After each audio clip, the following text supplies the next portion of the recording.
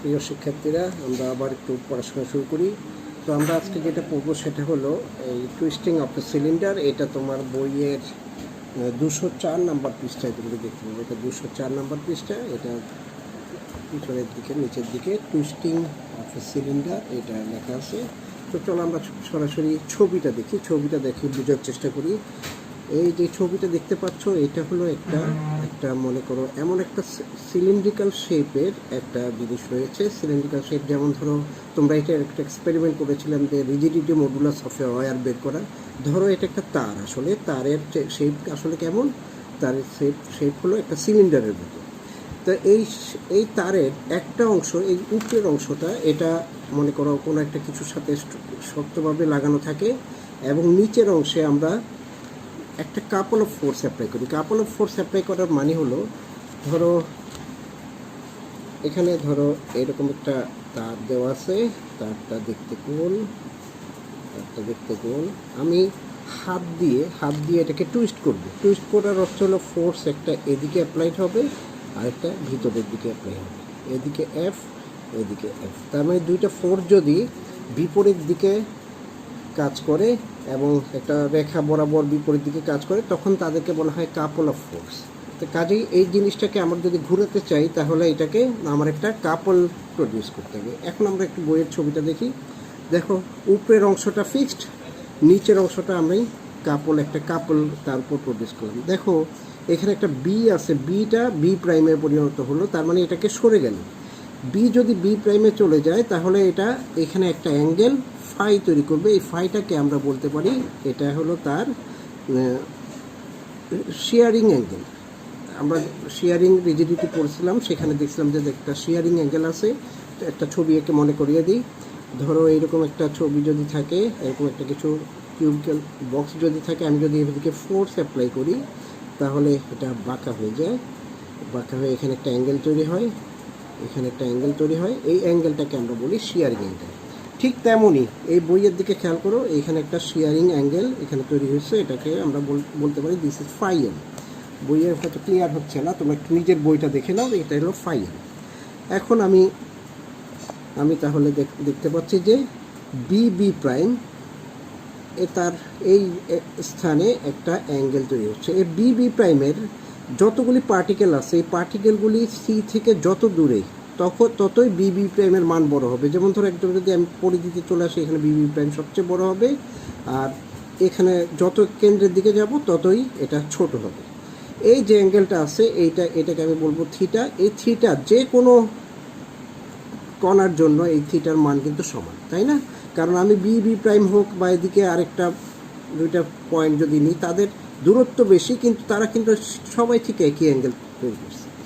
এখন আমরা এখানে একটা ফর্মুলা সবসময় ব্যবহার করবো। ফর্মুলাটা তোমরা আগে পড়ছি যে, ধরো এটা যদি একটা বৃত্ত চাপ হয়, যেমন খুব ছোট মনে রাখতে হবে যে এটা খুব ছোট। তারপরে এটাকে আমি যদি এটা মনে করে একটা চাপ, এটাকে আমি বলতে পারি এটা আর্ক, এটা একটা অ্যাঙ্গেল থিটা, আর এটা হলো রেডিয়াস। তাহলে আমরা জানি আর্ক ইকুয়াল টু হবে থিটা ইন্টু রেডিয়াস। ঠিক আছে? তার মানে এটাকে যদি আমি নাম দিই এ প্রাইম, আর এটাকে যদি বলি, তাহলে আমি লিখতে পারি A prime equal to theta cross R. তবে মনে রাখতে হবে এই থিটাটা সবসময় এটা হবে রেডিয়াল। এটা কিন্তু অ্যাঙ্গেলে ডিগ্রিতে হবে না, এটা সবসময় হবে রেডিয়ালে। এখন আমরা আবার আমার বইয়ের ছবিটাতে যাই। দেখো এইরকম ঘটনা এখানে কিন্তু দুইটা জায়গায় আছে। একটা হলো বি প্রাইম, এটা কেন্দ্রে সি এর ওখানে একটা থিটা কোণ অঙ্কন করছে। তাহলে আমরা লিখতে পারি বি প্রাইম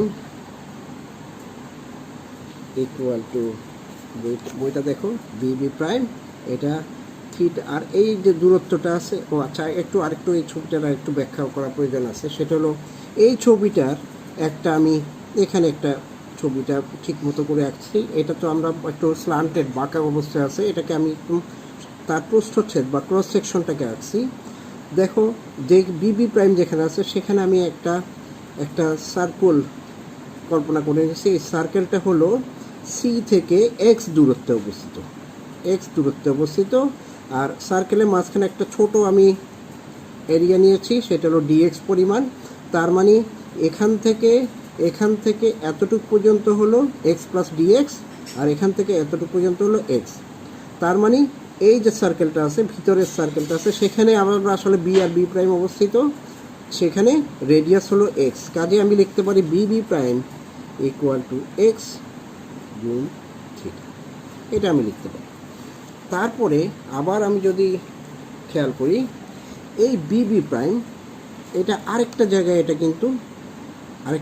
এটা অ্যাঙ্গেল তৈরি করছে ফাই এন। আমার মনে রাখতে হবে আমার যে তারটা আছে তারটার লেন্থ হলো এল হলো তারটার লেন্থ। আর তার মানে এখন যদি আমি এটা যদি আমি এখন এভাবে চিন্তা করি, এই জায়গাটায় আবার লিখতে পারি B B prime equal to L, আর এর জায়গায় চলে আসবে এল, এবং থিটার জায়গায় আমি এখন লিখব ফাই, থিটার জায়গায় ফাই। দেখো আমি একই জিনিস দুভাবে ব্যাখ্যা করলাম, একটা B B prime X theta দিয়ে, সেটা হলো আসলে এই কোণটায়, আবার আরেকটা ব্যাখ্যা করলাম এল ফাই দিয়ে, সেটা হলো এই কোণের ক্ষেত্রে। তাহলে যেহেতু একই জিনিস আমি ডিফাইন করতেছি, তাহলে আমি লিখতে পারি X cross theta equal to L cross phi, this is equal to BB prime. এখন তাহলে এখান থেকে আমি ফাই ইকুয়াল টু বের করতে পারি X theta divided by L. ঠিক আছে, মনে রাখতে হবে যে ফাইটা হলো আমার শেয়ারিং অ্যাঙ্গেল। এখন আমি আমার সূত্র ব্যবহার করব, sharing stress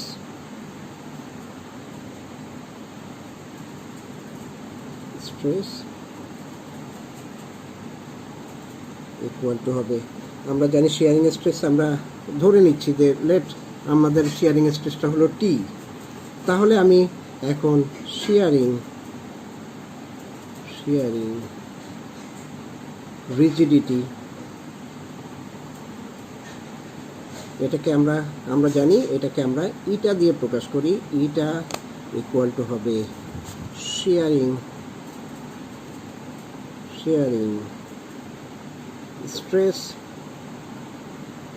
stress divided by sharing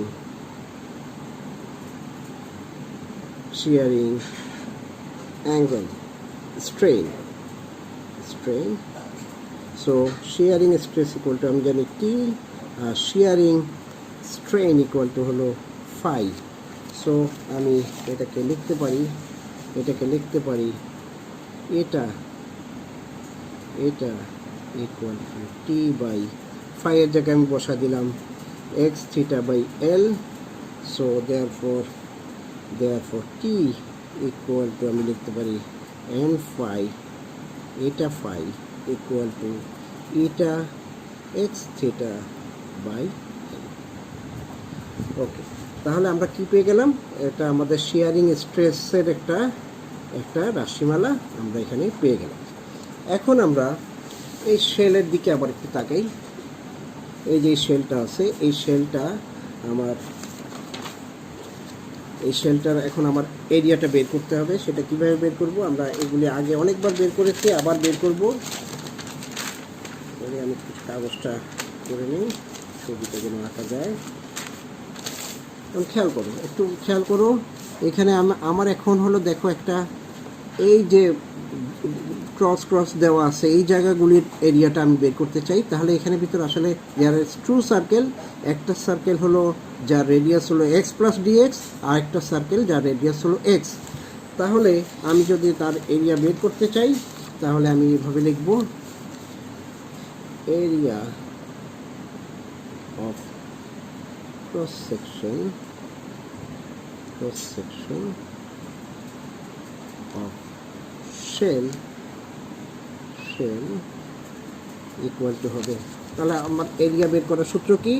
আমি জানি বাইরের রেডিয়াসটা হলো pi x plus dx whole square, তার থেকে ভিতরের যে সার্কেলটা আছে তার এরিয়াটা আমার বিয়োগ দিতে হবে। তাহলে এইভাবে কী লিখবো, pi x square plus twice pi x dx minus pi dx square minus pi x square, এই দুটোকে আমি কেটে দিতে পারি।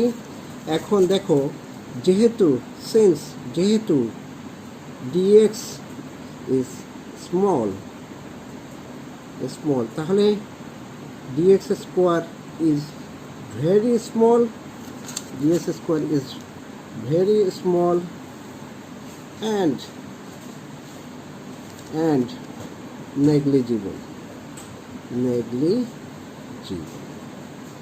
তার মানে এটাকে আমি এখান থেকে বাদ দিয়ে দিতে পারি। তাহলে এটা আমি পাবো টুয়াইস পাই এক্স ডিএক্স। এটা আমরা দেখো বইয়ের ভিতর এটা এক লাইনে বের করে দেওয়া হয়েছে, এই লাইনটায়। তো এখন আমি ক্যালকুলেশনটা একটু সামনে নিয়ে যাই। তো এখন যদি আমি এরিয়া বের করে ফেলতে পারি, আমরা জানি এরিয়ার সাথে ফোর্সের একটা সম্পর্ক আছে, সেই সম্পর্কটা হলো এরকম, stress equal to force by area. তাহলে আমি জানি স্ট্রেস ইকুয়াল টু, তাহলে ফোর্স ইকুয়াল টু কি লিখতে পারি, ফোর্স ইকুয়াল টু হবে stress into area equal to T into twice pi x DX, যেটা আমি একটু আগে বের করলাম। তাহলে force F equal to T এর মান একটু আগে আমি বের করেছিলাম, সেই টি এর মানটা এখানে বসায় দিই, eta x theta divided by L into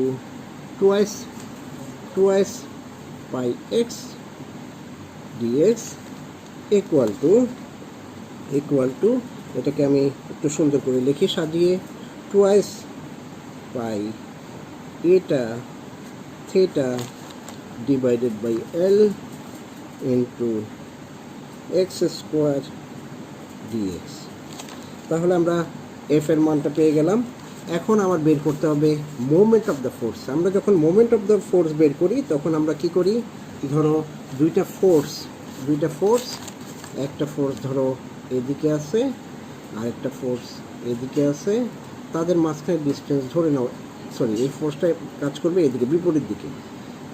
এটা যদি এক্স হয়, মাঝখানে ডিস্টেন্স যদি এক্স হয়, তাহলে মোমেন্ট অফ ফোর্স হবে যে কোনো একটা ফোর্স ইনটু দ্য ডিস্টেন্স, তার মানে এফ এক্স। এখন এই সূত্রটা ব্যবহার করে আমি এখন মোমেন্ট অফ ফোর্স বের করার চেষ্টা করি। তা মোমেন্ট অফ ফোর্স, এখন moment of force equal to হবে, তাহলে আমার ফোর্স ইনটু ডিস্টেন্স হলো এখানে এসি এক্স, সো আমি এখানে বসাবো twice pi eta theta divided by L into X square DX into X. তাহলে আমার হয়ে গেল। এখন আমি এটাকে ক্যালকুলেশন করে আমি পেলাম twice pi eta theta L into X cube DX. এটা আমি পেলাম আমার মোমেন্ট অফ ফোর্স। এখন আমি বের করতে হবে আমার টোটাল টুইস্টিং কাপল রেখার সূত্রটা হলো এরকম, টোটাল টুইস্টিং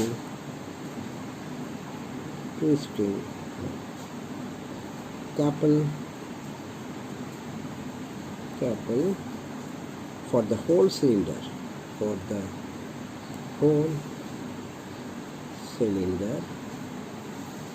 এটা আমার কি করতে হবে, আমি এতক্ষণ পর্যন্ত আমি যা বের করেছি সেটা হলো টোটাল টুইস্টিং কাপল বের করেছি, সেটা হলো শুধুমাত্র এই এরিয়াটার জন্য। এখন আমি চাই যে একটু গোটা এরিয়াটার জন্য আমার বের করতে হবে, তখন আমার কি করতে হবে, একটা ইন্টিগ্রেশন করতে হবে। ইন্টিগ্রেশনটা হবে এরকম, ফ্রম 0 to r, কারণ এটা আর হলো এই একটা রেডিয়াস, তো এটাকে আমি প্রকাশ করে টাও দিয়ে, tau equal to 0 to r twice pi eta theta by L equal to x cube dx. এর মান আসবে পাই এটা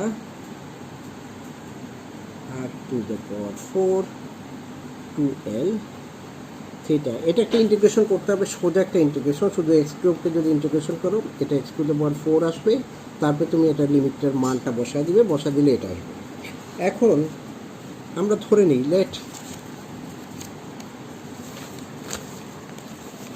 let the twisting couple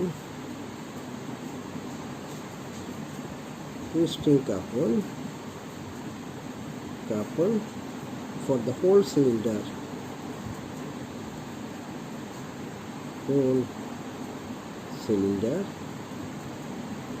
is, let's see, এটাকে আমি বললাম যে ধরো এটা সিলিন্ডার হলো সি, তাহলে টাও ইকুয়াল টু হবে সি থিটা। এর মধ্যে রিলেশন হলো এরকম। তো এখন যদি এটা যদি আমি এখন কম্পেয়ার করবো কার সাথে, কম্পেয়ার করবো হলো টাও ইকুয়াল টু, আগে আমরা পেয়েছি eta N to the power 4 by 2l। তো আমরা এর আগে পেয়েছিলাম যে tau equal to pi eta R to the power 5 2l into theta. এখন এই দুইটা ইকুয়েশন যদি আমরা কম্পেয়ার করি তাহলে আমরা পাবো C equal to pi eta R to the power 2l। এইটাকে বলা হয় টরশনাল রিজিডিটি। তোমাদের যদি মনে থাকে তাহলে এই ইকুয়েশনটা, এই ধরনের একটা এক্সপেরিমেন্ট তোমরা কিন্তু ল্যাবে করেছিলে, একটা তার ঝোলানো ছিল, নিচে একটা সিলিন্ডার ছিল, সেই সিলিন্ডারটাকে ঘুরিয়ে তোমরা টাইম পিরিয়ড বের করেছিলে এবং এই এক্সপেরিমেন্টটা করেছিলে। এখন তোমরা যেটা করবে সেটা হলো তোমার বই থেকে আর দু একটা জিনিস তোমরা একটু দেখে নেবে। সেটা হলো একটা হলো সিলিন্ডারটা যদি মাঝখানে ফাঁকা থাকে তাহলে এটা কিভাবে এক্সপেরিমেন্ট করতে হবে সেটা একটু বলা দেওয়া আছে, সেটা সম্পর্কে।